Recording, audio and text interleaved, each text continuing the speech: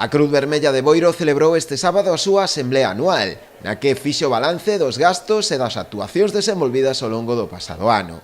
Un dos aspectos destacados foi que a entidade atendeu durante o 2018 un total de 320 persoas en risco de vulnerabilidade, a través de axudas básicas como alimentos e produtos de higiene ou sanitarios. Es decir, que en este colectivo se trabaja con personas vulnerables y mediante un amplio abanico de proyectos y actividades. El año pasado hemos repartido a 112 personas ayudas básicas.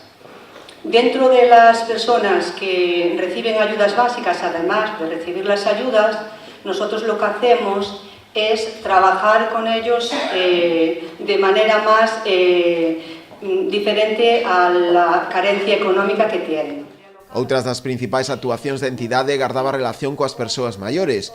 Nos talleres de memoria ofrecidos ao longo do ano participaron unhas 147 persoas e outras 121 no proxecto de salud constante, no que se ofrece axuda para a adquisición e mantemento de hábitos saudables.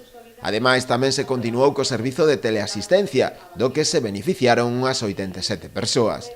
Na asemblea tamén se fixo mención ao traballo realizado durante o pasado ano pola entidade coa infancia e xuventude, a través do programa Ludieduca, un programa que leva a cabo da man de Gealsa, co que se promove a educación en valores a través de actividades lúdico-educativas, en no que participaron uns 160 menores.